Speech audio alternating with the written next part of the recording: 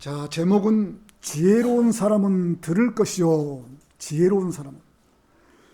자, 사람들이 젊었을 때야 근심 걱정 잘 모르고 세상을 뛰어들어 열심히 살아보려는 마음은 누구나 있는 것입니다. 젊었을 때. 자, 젊음은 패기가 있고 열정도 있고 힘도 있기 때문에 열심히 살아보려고 하는 것이 바로 젊음인 것입니다. 젊음은 정말로 좋은 것입니다. 젊었을 때야 잘 모르는 것이죠. 젊음이 좋은지 나쁜지. 그러나 지내놓고 보면은 정말 젊음이 좋았었구나. 이것을 피부로 느낄 수 있는 것입니다. 자, 젊었을 때야 무엇인가 해보려고.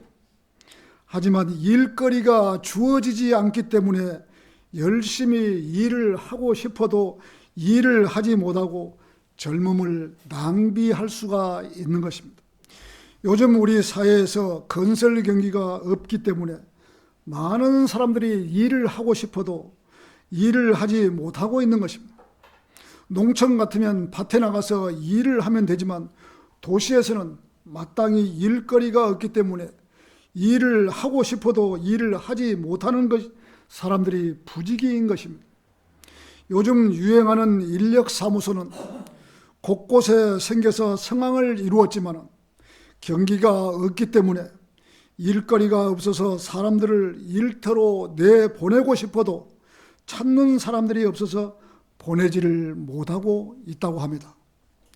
새벽 4시부터 나와서 순번에 등록을 해놓고 일터로 나가려고 대기하고 있지만 건설 경기가 없기 때문에 인력을 구하는 사람이 몇 사람에 그쳐서 일터로 나가지를 못하고 다시 자기 집으로 돌아가야 하는 현실에 처한 사람들이 어디 한두 명이 있습니까? 이 지금 구로동이나 이 서울 쪽에 가면은 아침에 건설의 현장에 일 나가려고 많은 사람들이 나왔다가 사람들을 불러주는 사람이 없기 때문에 다시 순번이 끊기고 집으로 돌아가서 집에서 있는 사람이 한두 명이 아니라고 합니다. 어마어마하게 많은 숫자가 있다고 합니다. 자, 그 사람들은 집에 다시 가서 집에서 쉬고 있을 뿐인 것입니다. 왜 이러한 현상이 일어날까요? 물론 자기 일을 하다가 어떤 일을 하다가 일거리가 떨어져서 놀지를 못하고 인력사무소에 나가서 하루라도 벌려고 하는 사람도 있을 것입니다. 그렇지 않으면 1년 내내 계속해서 인력사무소에 등록을 하고 일을 하는 사람도 있습니다. 등록을 아예 직장에 들어가지 않고. 사회적인 문제도 있지만 어느 회사에 소속이 되면 월급도 적게 주고 직장에 얽매이가 싫으니, 자, 일하고 싶으면 나가서 일하고, 일하기 싫으면 나가지 않고 집에서 빈둥빈둥 놀고, 자, 이런 젊은 사람들이 있는 거죠. 집에서 일하기 싫으면 집에서 그냥 쉬면 되는 것입니다. 일이 많을 때야 이런 것도 필요하지만, 자, 지금은 일이 없기 때문에 일터를 나가지 못하고 실업자 생활을 하고 있는 거예요. 저희들 때만 해도 일거리가 없기 때문에 어디 가서 직장을 구하려 해도 돈이 많고 적고가 떠나서 직장을 구하려 해도 구할 수가 없을 때가 우리가 70년대, 80년대 이때였거든요. 70년대 후반만 해도 일거리가 없는 거예요. 직장이 없어요. 하루씩 나가면 하루 일당도 많이 주기 때문에 월급제가 싫어서 하루 일당제로 일하는 사람들도 있는 것입니다. 이런 사람 대부분이 일을 시켜보면 최선을 다하지 않고 몸살이고 적당히 시키는 일만 하고 하루해만 넘기고 넘어가기만 기다리고 있는 사람의 자세인 것입니다. 어떻게 해서 편안하게 일하고 하루를 보내려고 하는 사람들 뿐인 것입니다. 물론 그 중에는 열심히 일하는 사람들도 있기는 있습니다. 함께 일을 해보면, 그 사람들과 함께 일을 해보면 전문성이 없기 때문에, 자, 서투르고 일머리를 모르기 때문에 청소나 하고 심부름 정도 하는 것입니다. 이런 근로자들은. 자, 또 마음 자세가 틀려 있는 것입니다. 이런 마음으로 일터에서 자기 인생을 허비한다는 것은 아까운 시간 낭비인 것입니다. 어느 회사 소속이 되어서 열심히 일을 해서 회사가 잘 되는 것도 볼 수 있고 자부심도 갖고 살 수 있지만 이런 형태의 일은 그 사람이 세상을 살아가는데 요령만 배우는 것입니다. 어느 한 친구가 대학을 나와서 잠시 직장을 구하지 못하고 집에서 쉬고 있으면서 벌어야 하기 때문에 알바로 일을 나온 적이 있었습니다. 함께 일하면서, 저와 함께 일하면서 세상을 정확히 살아가는 방법을 그 친구에게 가르쳐 준 적도 있습니다. 사람은 누구나 편하게 시간을 보내려고 하는 마음이 있기 때문에 그냥 하루에를 요령만 피우고 넘어가면 안 되는 것이라고, 어떤 일을 하더라도 최선을 다해서 일을 해야만이 일평생 살아가는 도움이 되는 거라고, 요령 피우지 말고 힘이 들면 쉬고 또 할 때는 열심히 하라고, 특히 안전에 주의하라고 하면서 정신훈련을 시키고 그 젊은 친구가 한 달 동안 우리 회사에서 일한 적이 있습니다. 보통 사람들은 열심히 일을 하다가 잠시 쉬는데 위에서 이 다른 반장이나 누가 와서 보는 거예요. 그러면 열심히 일하다 방금까지 일했는데 잠시 쉬는데 그걸 눈치를 보고 다시 가서 일하는 척하는 모습을 보일 수도 있는 것이죠. 그건 아니에요. 일하고 열심히 일했으면 잠시 쉬는 것은 쉬고 편히 쉬는 거예요. 근데 어떤 사람은 눈치 보느라고 그 쉬는 것마저도 못 쉬는 거예요. 그렇게 해서는 안 된다 그래요. 건설 현장에서 일하는 것이 얼마나 어려운가를 제가 그 젊은 친구한테 몸소 가르쳤고, 평생을 살아가는데 열심히 하지 않으면 사회에서 뒤처진다는 것을 가르쳤고, 그러면서 하나님 믿는 것도 복음도 전했고, 그 친구한테. 자, 그 친구 복음 가면서 그 친구 하는 소리가 세상에서 일하는 것보다 공부하는 것이 가장 쉽다고. 저에게 그래요. 오히려 공부하는 것이 더 쉽다고. 그래, 그렇게 해야만이 인생을 살아갈 수 있는 것이죠. 그렇게 저하고 같이 일하면서 대기업의 이력서를 내서 합격이 되어서 회사에 들어가는 것을 제가 보았습니다. 일평생 살아가는데 잊지 않겠다는 말을 하면서 작별 인사를 한 기억이 있습니다. 잠시 건설 현장에서 만났지만은 최선의 노력을 다할 수 있는 마음 자세를 제가 그 사람에게, 그 젊은 친구에게 심어줬던 것입니다. 일을 할 때는 열심히 하고, 또 쉴 때는 푹 쉬고, 남의 눈치 보지 말고 일하고, 이렇게 하라고, 평생을 그렇게 살아가라고 아주 철저하게 인생 교육을 한번 시킨 적이 있습니다. 사람이 세상에 태어나서 열심히 일할 수 있는 기술이 있고 일터가 있다는 것은 대단히 중요한 것입니다. 그리스도인도 믿음을 지키기 위해서는 먼저 일할 수 있는 터전이 있어야 하는 것입니다. 무슨 일을 하더라도 최선을 다하는 사람, 누가 지켜보든 지켜보지 않든 자기 일을 묵묵히 일하는 그런 사람이 되어야 하는 것입니다. 믿음도 마찬가지인 것입니다. 자기 믿음을 남에게 보여주기 쉽게 믿으면 얼마 가지 못하는 것입니다. 그래서 이렇게 남자는 특히나 자기 가정의 식탁에 빵을 가져와야만이 남자라고 할 수가 있는 것이에요. 식탁에 빵을 가져오지 못하면 믿음 생활도 못하는 것이에요. 이렇게 믿음 생활을 하는데 자기 식당에 빵을 가져오지 못하고 교회 갈 차비가 없는데, 벌지 않으면 차비가 없는데 어떻게 교회를 가서 설교를 듣고 믿음 생활을 할 수 있습니까?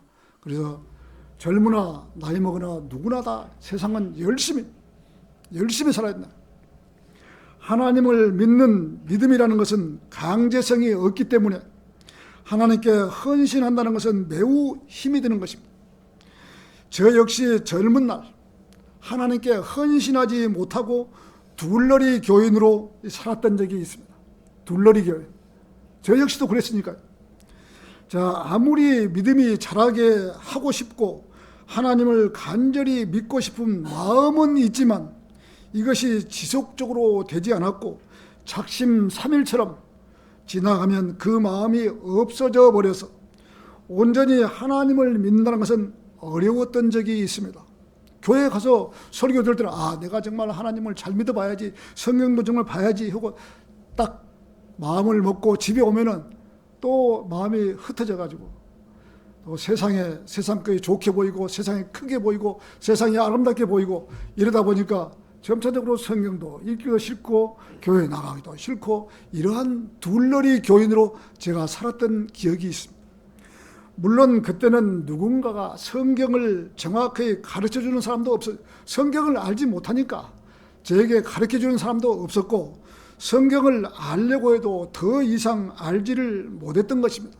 더 이상 어떻게 알겠습니까? 그때 제가 성경을 더 알고 싶어서 예를 들어서 다른 신학교를 갔거나 어떤 다른 방법으로 성경을 공부했다면 정확히 알지 못하고 오물을 뒤집어 쓰고 평생 다른 길을 걸어야만이 했을 것입니다. 제 성격에 분명히 그렇게 다른 신학 공부를 하고 했으면은 평생토록 오물을 뒤집어 쓰고 잘못된 길로 지금도 아마 내가 맞다고 가고 있을 것이에요. 그런데 하나님께서 그 길을 저를 막아주셨던 것이에요. 얼마나 감사한 일입니까? 이렇게 하지 않은 것도 지금 생각해 보면 하나님의 은혜인 것입니다. 은혜. 바른 말씀을 만나지 못했고 하나님께 더 나아가지 못했을 것입니다. 하나님께서는 그때와 시기를 기다려 주신 것입니다. 기다려 주신 것입니다.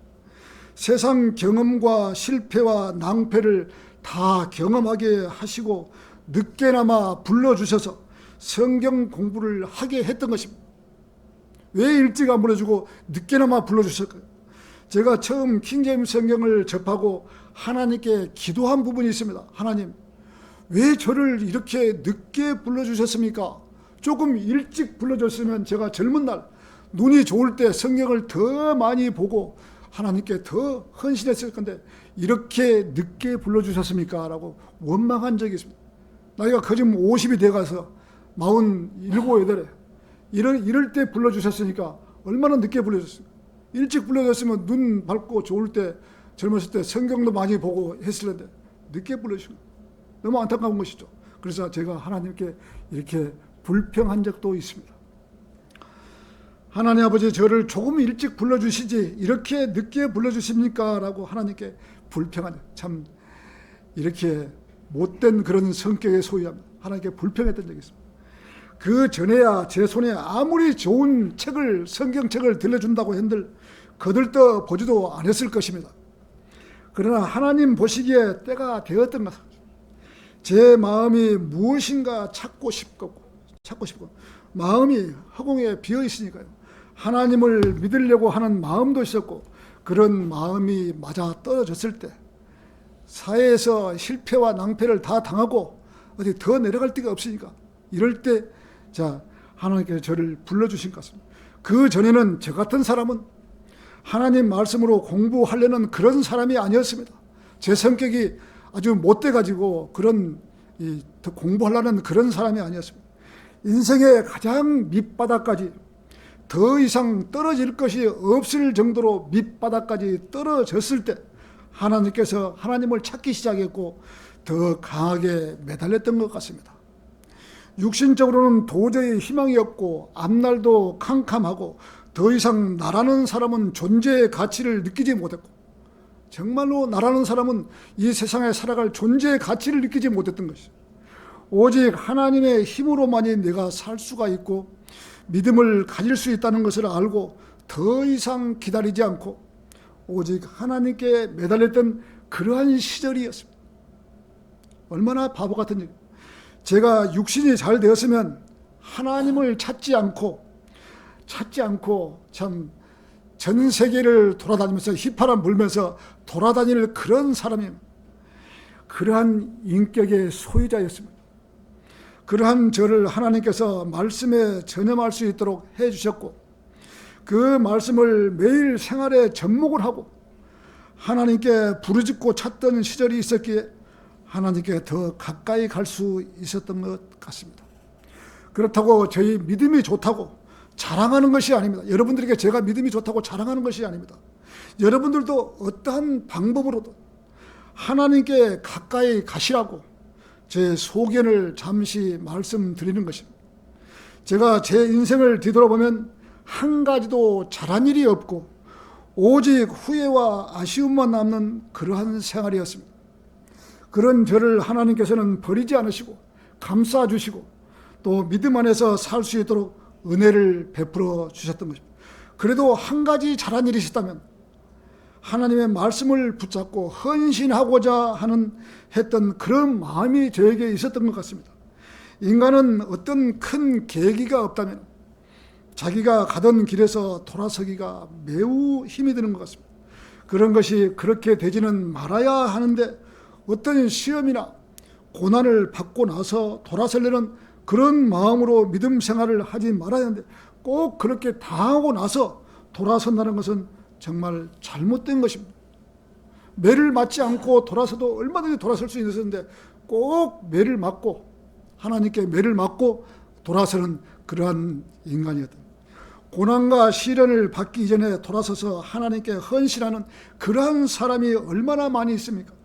자녀가 부모님의 충고를 듣고 매를 맞기 전에 돌아서서 바른 길을 가면은 매를 맞지 않고 갈 수 있는데 왜 꼭 매를 맞고 돌아서는지 인간은 알 수가 없는 것입니다. 저 같은 경우에는 매를 맞고 나서 정신 차리는 그러한 부류에 속한 사람입니다. 아주 참 세상적으로 보면 못된 그런 사람입니다. 이 얼마나 어리석은 사람입니까? 하나님께서 명령하시면 그 명령에 순종하면 되는데 순종하지 않고 다른 길로 가다가 매를 실컷 맞고 돌아서는 그런 사람. 사람이 세상 모든 부귀영화 모든 것을 포기하고 하나님께로 돌아선다는 것은 정말 힘이 드는 일인 것입니다. 어떤 계기가 없으면 하나님께로 돌아선다는 것은 여간 힘이 드는 것이 아닐 수 없는 것입니다. 그러나 인생을 살면서 한 번은 결단을 해볼 수 있는 찬스가 오면은 과감하게 하나님께로 돌아서야 하는 것입니다. 자기 인생의 최고의 기회가 될 수 있고 찬스가 될 수 있는 것입니다. 자, 이런 기회를 살리지 못하고 그냥 그대로 좋은 것이 좋은 대로 또 인생을 보내버리면 그런 기회는 맞이하지 못하는 것입니다. 하나님께서는 인생들을 이렇게 성경에 말씀하고 네가 나 말을 들으면 절대로 너를 가난하게 살리지 않겠다고 하나님께서는 누누이 강조해 주신 것입니다. 하나님 믿는 사람이 가난하게 산다면 문제가 있는 것이죠. 반드시 문제가 있는 거예요. 하나님께서 복을 주시는데 왜 가난하게 살겠습니까? 하나님을 등한히 믿는다든지 하나님의 말씀으로 구원을 받지 못했다든지 하나님 말씀대로 잘 가지 못했다든지 분명히 문제가 있는 것이에요. 가난하게 살면. 그래서 그리스도인들은 절대로 가난하게 살 수가 없는 것이에요. 그렇다고 한꺼번에 돈을 몽창 주면서 애다 여기 있다 이런 하나님이 아니세요. 점차적으로 헌신하면 헌신한 만큼 하나님을 찾으면 찾은 만큼 반드시 하나님께서 그 사람에게 복을 준다는 것이죠. 여러분 절대로 세상 살면서 이 말을 잊어서는 안 되는 것이죠. 하나님께서 누구를 주시려고 안 주시겠습니까? 반드시 주시는 것이에요. 자기가 믿음이 약했기 때문에 받지를 못하는 것이에요. 자, 세상은 이래 물에 물 탄 듯 술에 술 탄 듯 그러한 인생이 아니고 하나님께 헌신해보겠다고 다짐을 해야 되는 것입니다. 그 다짐은 보통 3일을 넘기지 못하는 끝나는 경우가 있는 것입니다. 작심삼일이라고. 이 찬스를 살리기 위해서는 본인 스스로가 노력을 해야 하는 것입니다. 주 예수 그리스도의 이름으로 모이는 곳에는 참석해야 하고 성도들과 성경적인 교제와 아름다운 감정으로 힘을 얻어야 하는 것입니다. 자기 안에서 하나님을 그리워하며 사모하는 마음이 떠나지 않고 자기 마음을 추스려야 하는 것. 하나님을 모르는데 어떻게 하나님을 사모하는 마음이 생기겠습니까? 안 생기는 것이죠. 그래서 하나님 말씀을 공부하고 하나님이 이러한 분이셨구나. 하나님께서 우리에게 이렇게 하면 이렇게 해주시다고 다 약속한 부분인데 그 사실을 모르고 교회를 안 다니거나 하나님을 모르고 배척에 떠나는 사람이 많이 있는 것이죠. 너무 안타까운 거예요. 자, 그래서 시간만 나면 말씀 읽고 기도하고 좋은 구절이 있으면 암송하고 주님 오심을 기다리며 자기 머릿속에 하나님의 생각으로 가득 차게 해달라고 기도해야 하는 것입니다. 실제로 이런 삶을 살아야 하는 것입니다. 근데 젊은 사람들 보고 이런 삶을 살아라 그러면 어떻게 살겠습니까? 젊었을 때는 모르는 것이죠. 어떤 실패와 낭패를 당하고 죽기 일보 직전까지 가서 하나님 저 한 번만 살려주십시오. 이렇게 하기 전에는 잘 안 되는 것이죠.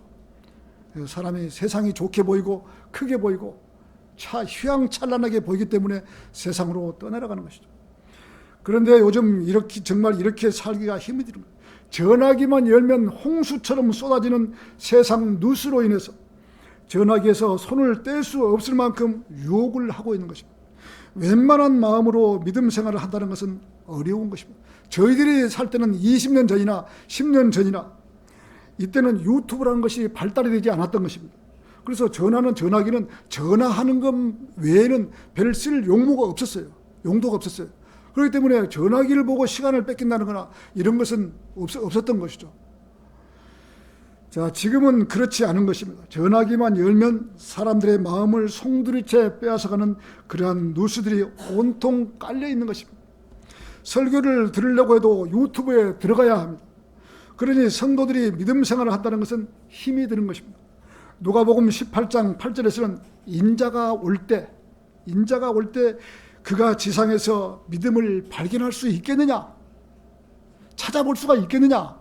믿음을 가진 자를 찾아볼 수가 있겠느냐고 지금 이 누가복음 18장 8절에서 말씀하신 것이죠. 내가 세상에 다시 올 때 세상에 믿음을 가진 자를 찾아볼 수가 있겠느냐라고. 얼마나 안타까운 말씀입니다. 자, 세상은 갈수록 믿음을 가진 자들을 찾기가 어려울 것입니다.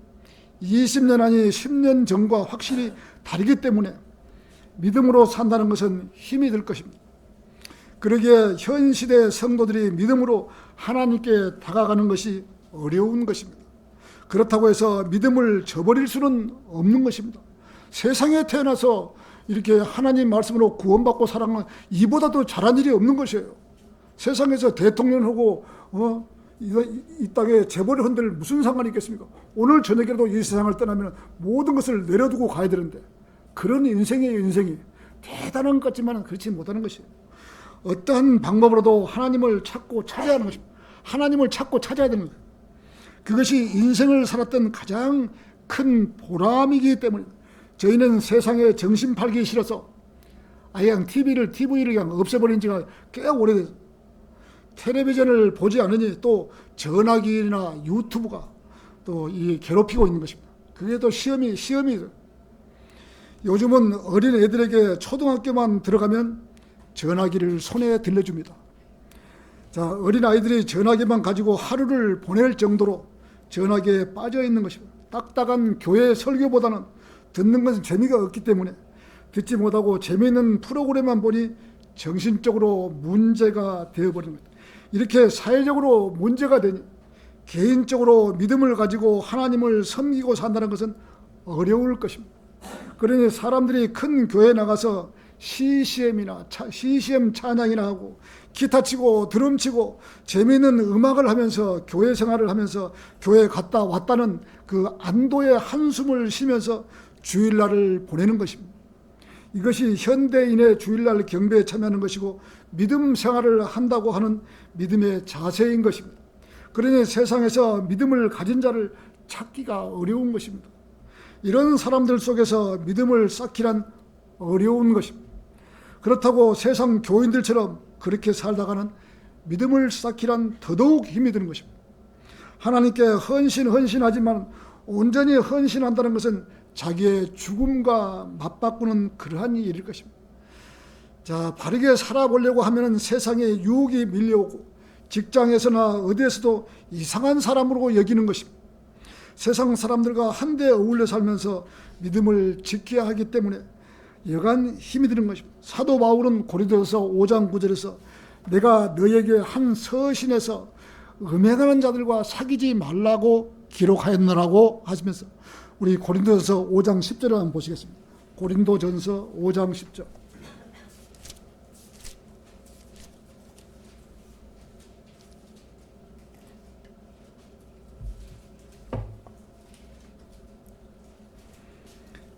그럼에도 이 세상에 음행하는 자들과 함께하거나 탐욕스러운 자들이나 착취하는 자들과 함께하거나 우상 숭배자들과 함께하는 것을 전적으로 금하는 것은 아니니라. 이는 그렇게 되면 너희가 반드시 세상 밖으로 나가야만 하기 때문이라. 세상 사람들과 함께하지 않으려면 이 그리스도인 보고 세상 밖으로 나가라는 것이에요. 이 말은 세상 사람들과 함께 어울려 살아라는 것이에요. 그 사람들이 음행하는 자로 누가 제가 되든 간에 그 사람들과 함께 살면서 그리스도인의 향기를 품고 살아가는 것이죠. 세상 사람들과 함께 하지 않으려면 너희가 세상 밖으로 나가야 한다고 하신 것. 참 어려운 말씀인 것입니다. 믿음을 지키려면 세상 밖으로 나가야 한다고 하셨고, 함께 하자니 믿음을 지킬 수가 없고 이러한 것이 세상살이인 것입니다. 그래도 세상 사람들과 한데 어울려서 살아가야만 하는 것입니다. 그러면서 그런 와중에 말씀도 전하고 그리스도의 향기도 내뿜고 또 믿음을 지켜야 하는 것입니다. 이렇게 살아야 하는 것이 바로 현 시대를 살아가는 그리스도인들인 것입니다. 세상이 싫다고 세상 안 나가버리면 세상을 어떻게 살겠죠? 그 사람들과 한때 어울려서 살면서 그 사람들을 인도를 하고 하나님 말씀으로 구원을 받게 해야 되죠. 그러나 자기 마음이 얼마나 더 하나님을 향해서 가는 마음이 더 있어야 믿음을 지킬 수 있는 것입니다. 자칫 잘못하면 믿음의 대열에서 미끄러져서 낙오되는 그러한 불상사가 일어나게 되는 것입니다.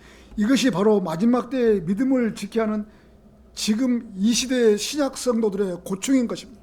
얼마나 힘들어요. 세상에 그렇게 다 물들어 있으니까. 지혜로운 사람은 들을 것이요, 첫 번째로 학식을 늘릴 것이요. 학식.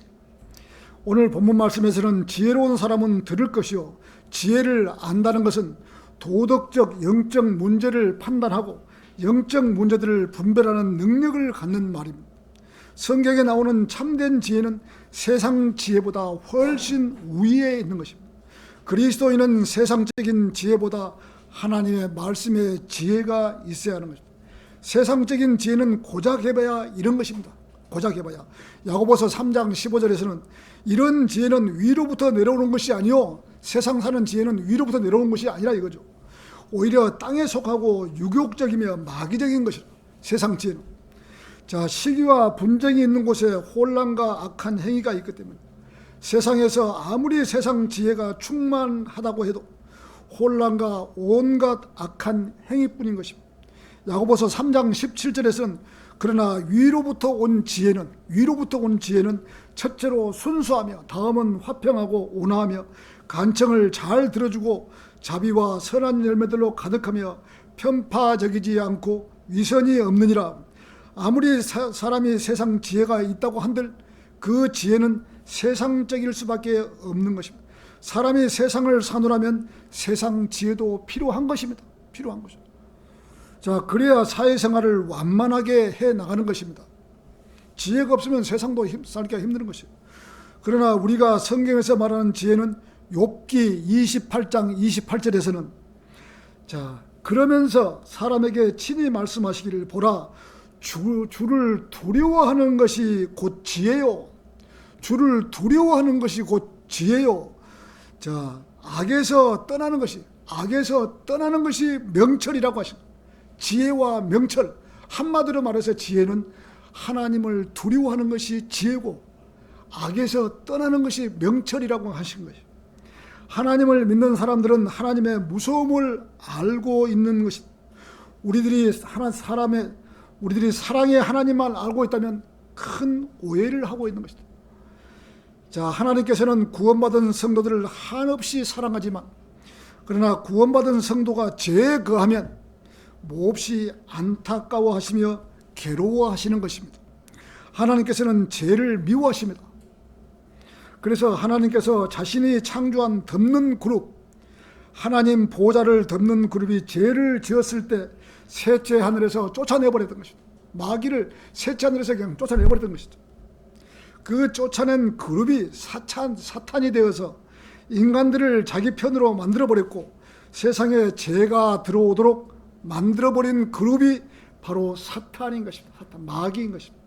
하나님께서는 그런 사탄을 영원히 불못에 던진다고 기록하고 있는 것입니다.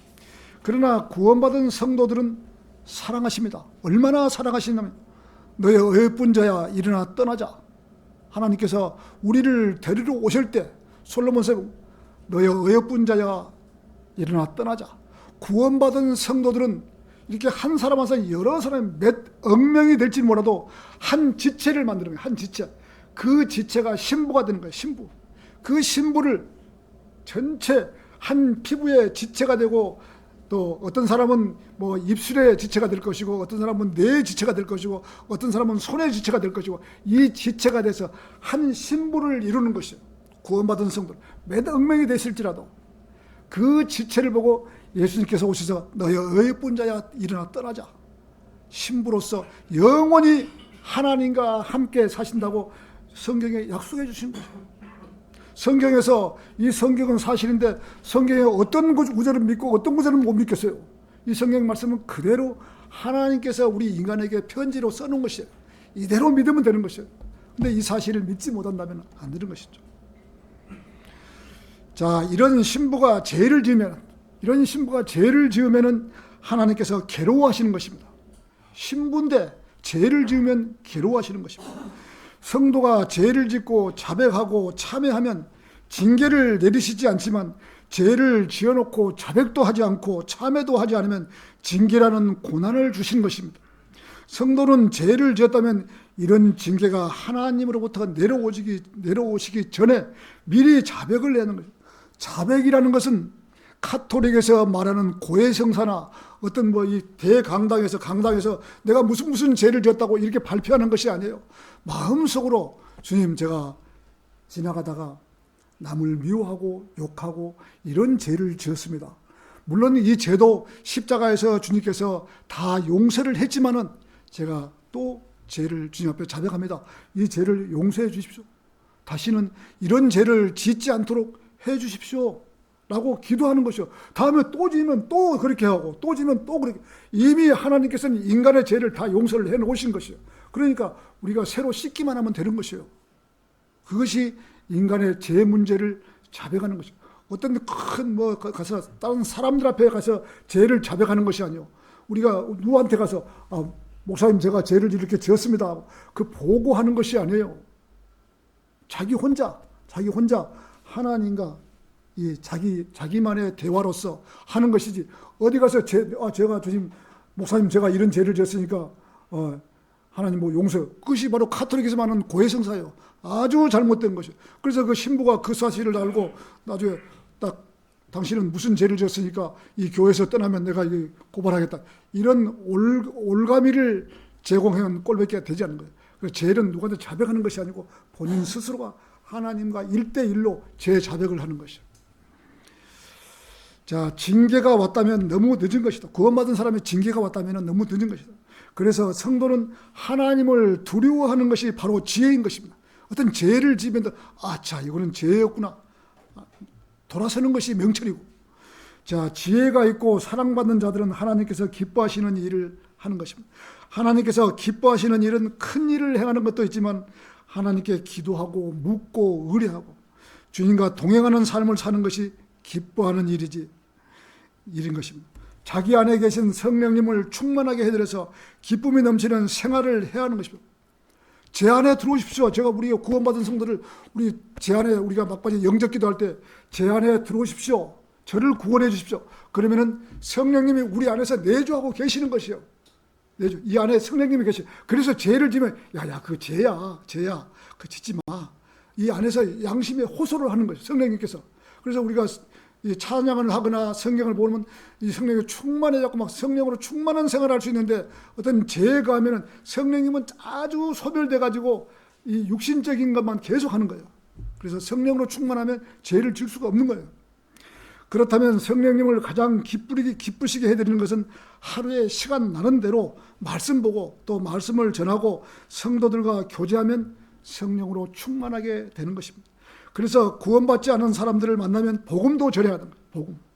우리 지난주에 우리가 복음 전했잖아요. 그렇듯이 복음을 전해서 그 사람이 영적 기도를 하고 받아들이면 구원받는 거예요. 구원은 쉬운 것이에요. 본인 스스로가 성령님으로 충만할 수 있도록 노력해야 하는 것입니다. 빌립보서 2장 11절에서 12절은 자, 모든 혀마다 예수 그리스도께서 주이심을 고백하여 하나님 아버지와 영광을 돌리게 하려 함이라. 이런 이유로 나의 사랑받는 자들아, 너희가 늘 순종해 왔듯이 내 앞에서뿐만 아니라 내가 없는 지금도 더욱더 순종하여 두려움과 떨림으로 너희 자신의 구원을 나타내라. 자, 한킹에서는 구원을 이루라고 해요. 얼마나 잘못된 그런 말을 고치지를 않는 것이에요. 성경이 잘못됐는데 구원을 이루라고. 언제까지 이룰 것이에요. 구원을 나타내라고 했으면 내가 구원받은 간증을 다른 사람에게 나타내는 것이에요. 나 이렇게 해서 구원받았다. 얼마나 좋아요. 나타내라고 한 것이지 구원을 이루라 한 것이 아니에요. 자, 누구에게 나타낼 것인가? 구원받지 않는 사람은 사람들에게 간증을 해서 사실을 나타내라고 한 것이다. 그러면서 복음을 전하라고 하신 것. 이러한 것이 하나님을 기쁘시게 하는 것입니다. 성도가 성령님으로 충만해 있어야만이 하나님을 기쁘시게 할 수 있는 것입니다. 성령으로 충만하지 못하고 육신적인 상태에서는 하나님을 기쁘시게 할 수가 없는 것입니다. 로마서 8장 8절에서는 그러므로 육신 안에 있는 자들은 하나님을 기쁘시게 할 수 없느니라. 로마서 8장 육신 상태에 있는 사람은 하나님을 기쁘시게 못한다는 것이에요. 자, 지혜로운 사람들은 들을 것이요. 두 번째, 악에서 떠나는 것이 명철이다. 악에서 떠나는 것이. 지혜로운 사람은 지혜롭게 하나님의 말씀을 듣는 성도일 것입니다. 그러나 지혜롭지 못한 사람들은 듣지 않는 것입니다. 지혜롭지 못한 듣지 않는 거예요. 사람들에게 믿을 수 있는 의지도 주셨고, 내가 구원받을 수 있는 의지도 줬고, 구원을 안 받고 싶은 내가 싫다고, 나는 안 받겠다고, 그런 의지도 줬다 이거지. 세상 모든 사람에게 자, 당신은 구원받을 수 있는 의지도 주셨고, 당신이 싫어할 수도, 나는 싫어할 수도 있다 이거죠. 의지도 주셨다 이거죠. 인간은 자유의 의지를 주셨다 이거죠. 믿는 사람은 복을 받을 것이고, 하나님 말씀을 듣고 믿는 사람은 복을 받을 것이고, 자, 믿지 않는 사람은 영원히 후회하게 되는 것이 하나님 말씀이고요. 하나님께 누구를 사랑하시겠습니까? 자, 이슬람이나 지금 모슬렘이나 하마스나 헤즈볼라나 시리아, 요르단 이 사람들은 하나님 믿지 않는 사람들을 사랑하겠습니까? 노, 절대로 사랑하지 않습니다. 그것은 십자가 이전에 요한복음 3장 16절에 말씀한 것처럼 십자가 이전에 피 흘리기 전에 인간이 어떻게 할 수가 없으니까 하나님께서 인간을 사랑하셨지. 자, 하나님께서 피 흘리신 이후로는 인간을 사랑하지 않는 거예요. 구원받은 사람을 사랑하는 것이지. 그래서 구원받은 사람은 하나님께서 진실로 사랑하는 것이에요. 나의 어여쁜 자야 일어나 떠나자. 이렇게 하고 있는 거예요. 그래서 이 하나님의 명령대로 우리가 살면은 가장 세상에서 가장 행복한 사람으로 살 수가 있는 것이에요. 하나님의 말씀이 그러한가여 길을 세우고 듣는 성도일 것입니다. 그러면서 한 귀로 듣고 한 귀로 내보내지 않고 잘 듣고 그 말씀을 생활에 반영해서 하나님과 교제하는 성도일 것입니다. 하나님의 말씀을 인간의 말로 듣지 않고 하나님의 말씀으로 자기 마음에 새게 하는 거예요. 이 말씀이 인간의 말로 듣지 말아야 되는 것입니다. 우리 데살로니가전서 2장 13절을 한번 보시죠. 살전 2장 13절. 아무리 바빠도 우리가 성경은 보고 가야죠.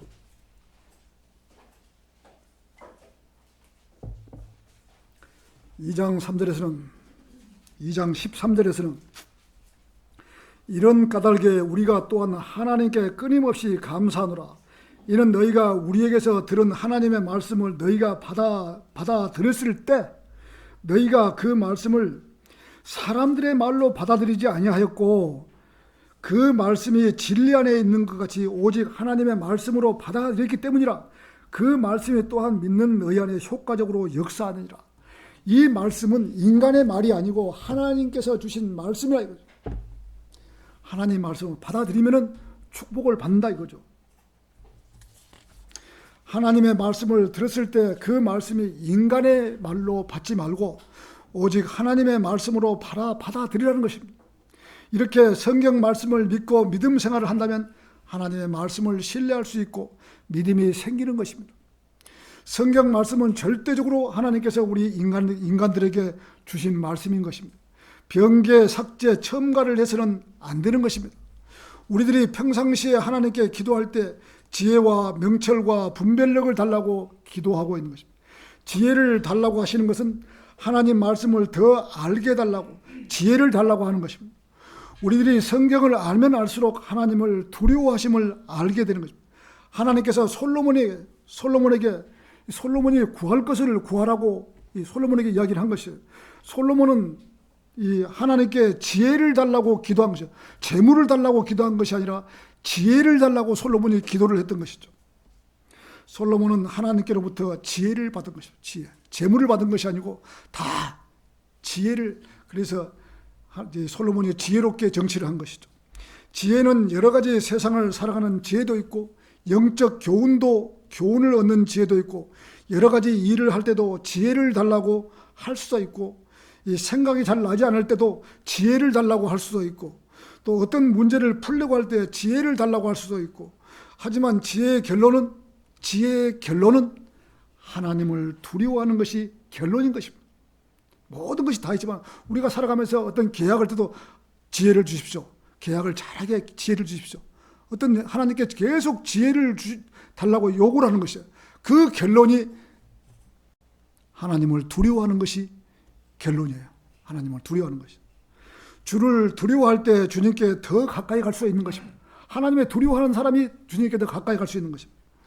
또 하나님께 명철을 달라고 기도하는 것은, 명철은 악에서 떠나라는 것이 명철인 것입니다. 누가복음 15장 18절에서는 탕자가 아버지의 재산을 갖고 도망간 탕자가 내가 일어나서 나의 아버지께 가리라. 그리고 그분께 이같이 말하라. 아버지여, 제가 하늘을 대적하여 죄를 지었나이다. 자, 탕자가 자기 아버지를 떠나서 사는 것이 죄를 지었다고 하죠. 탕자가. 자, 하루빨리 돌아서서 아버지께로 돌아가는 것이 명철인 것입니다. 명철. 하나님을 믿다가 세상으로 떠내려가서 세상 지향적으로 살다가 문득 내가 이렇게 살아서는 안 되겠구나라고 인정한다면 그 길에서 돌아서서 하나님께로 돌아서는 것이 바로 명철인 것입니다. 그런데 그것이 말이 쉽지 돌아서기가 여간 힘이 드는 것이 아닙니다. 구원받고 세상으로 가서 잘 살 것 같지만은 절대 잘 살지 못하는 것입니다. 그런 양심으로 죄를 지어도 아무렇지도 않은 양심이라면 자기 구원을 다시 점검해야 되는 것입니다. 구원받지 않았든지 무슨 일이 있는 것입니다. 구원받은 성도라고 한다면 어떤 죄에 부닥치면 반드시 양심에 호소가 있는 것입니다. 그 양심이 부리는 호소를 무시해버린다면 양심에 화인 맞은 사람인 것입니다. 죄를 지어도 죄라는 사실을 알지 못했다면 양심에 화인을 맞은 것입니다. 자, 디모데전서 4장 1절에서 2절은 이제 성령께서 정확하게 전하시니 마지막에 가까운 시대들에 어떤 이들이 믿음으로부터 떠나 미혹하는 영들과 마귀들의 교리들의 관심을 두리라는 것이다. 그들은 위선으로 거짓말들을 전하니 자신들의 양심에 뜨거운 인두로, 여러분 인두 잘 지금 시대의 젊은 사람들은 잘 모를 거예요. 인두는 아주 조그마한 삼각형 돼가지고 그 옷을 다리는 이 동전 같은 걸 다리는 그런 조그마한 다림이에요. 인두가 불로 지져버리는 것이죠. 자, 하나님을 잘 믿다가 신천지나 여호와의 증인이나 이단 교회를 가는 사람은 이해를 하지 못하는 것입니다. 하나님을 잘 믿다가 왜 그런 이단 교회를 가는 거죠? 자, 선한 양심의 인두로 지져버리는 것이죠. 선한 양심. 이렇게 성경에 나와 있는 것이다. 믿음으로부터 떠나 미혹하는 영들과 마귀들의 교리들의 관심을 두리라고 하신 것. 영적 안목이 없으면 마귀의 교리에 빠지게 되어 있는 것입니다. 이런 사람들을 보고 마태복음 7장 21절에서는 나에게 주여 주여 하는 자마들이 다 천국에 가는 것이 아니오 하늘에 계신 나의 아버지의 뜻을 행하는 자라야 되리니 그날에 많은 사람들이 나에게 주여 주여 우리가 주의 이름으로 예언하지 아니했으며 주의 이름으로 마귀들을 쫓아내지 아니했으며 주의 이름으로 경이로운 일들을 행하지 아니하였나이까라고 말하니 그때 내가 그들에게 분명히 말하되 나는 너희를 전혀 알지 못하니 불법을 행하는 자들아 내게서 떠나가라고 마태복음 7장 21절부터 23절 기록이 되어 있는 거예요. 예, 바르게 믿다가 세상으로 떠내려가면은 바로 참 문제가 있는 것이죠. 자, 설령 본인이 구원을 받았다고 할지라도 마귀의 교리에 빠질 수가 있는 것입니다. 아차할 수가 있는 거예요. 빨리 돌아서야 되는데 돌아서지 못하면 안 되는 것이죠. 이런 것은 분별력이 없기 때문에 분별력. 이 땅에서 자기가 맞다고 큰 소리 치지만은 많은 성도들이 보는 그리스도의 심판석에서 본인이 해명해야 하는 것입니다. 그리스도 심판석에서. 자, 분별력이란 육신적인 판단도 있지만 말씀 안에서 영적인 일들을 분별을 하지 못하는 것이에요. 이것이 맞는지 저것이 맞는지 분별을 못하는 거예요. 분별력이라는 것은. 그리스도인이 분별력이 없으면 자기가 해야 될 일과 하지 말아야 될 일들을 구분하지 못하는 것입니다. 이단 교리가 맞다고 주장하거나 틀린 교리를 옆에서 자꾸 교리를 틀리게 이야기를 하는데도 그것이 틀린지 맞는지를 구분을 못하는 것이에요. 왜? 성경을 모르기 때문에. 분별력이 없기 때문에 저 목사의 말이 맞는지 이 목사의 말이 맞는지 저 목사 잘못된 목사인지 그것을 모르는 거예요. 분별력이 없습니다.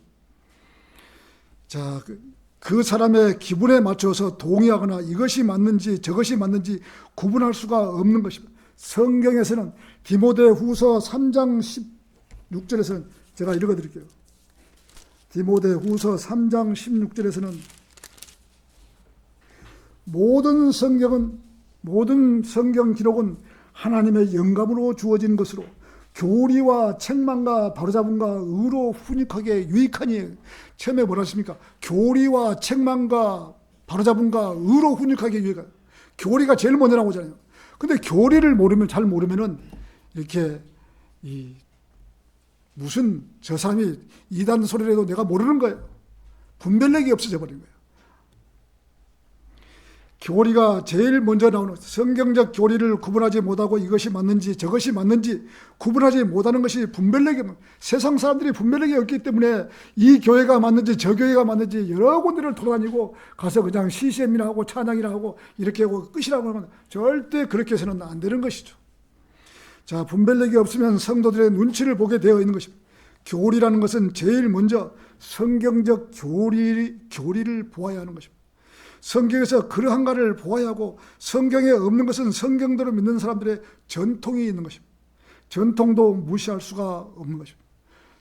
뭐라고 말하면 그 성경 어디에 그 말씀이 있죠? 물어봐야죠. 성경 어디에 그 말씀이 있죠? 지금 방금 말하는.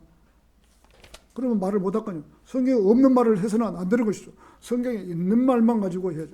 그래서 성경을 많이 알아야 된다 이거죠. 하나님의 말씀이니까. 자, 오늘 결론을 맺겠습니다. 오늘 말씀 제목처럼 지혜로운 사람은 들을 것이요. 듣는 것이 참 복이죠. 믿음은 들으면서 나고 들음은 하나님의 말씀에 의해서라고 성경이 분명히 로마서에 기록되어 있잖아요. 믿음은 들으면서 나고 들음은 하나님의 말씀에 의해서라고. 자, 들어야 믿음이 생기는 것이죠. 들어야 믿음이 생기는 것이죠. 그래야만이 하나님의 말씀을 신뢰하는 것입니다. 어떠한 것도 성경에 입에대는 일을 하지 말아야 됩니다. 성경은 하나님의 말씀입니다. 우리는 성경 말씀에 하나님의 명령이라는 것을 철저히 믿어야 되는 것입니다. 알아야 되는 것입니다. 이 말씀에 비춰서 하나님 명령대로 우리는 하나님의 종으로 명령에 순종해야 하는 것입니다. 2024년 새해를 맞이해서 올해도 변함없이 하나님께 순종하고 그 말씀에 따라서 말씀을 전하고 힘있게 살아가는 한 해가 되었으면 합니다. 헌신적으로 하나님을 섬긴다는 것은 정말 대단한 일입니다. 자기 마음과 생각이 온통 하나님께로만 가 있어야 하고, 자기 몸을 들여 하나님을 일을 해야 하고, 자기 몸을 들여 성경 말씀을 보아야 하고, 자기 몸을 들여 경배에 참여해야 되고, 모든 것이 자기 몸을 들여야지 헌신할 수도 있는 것입니다.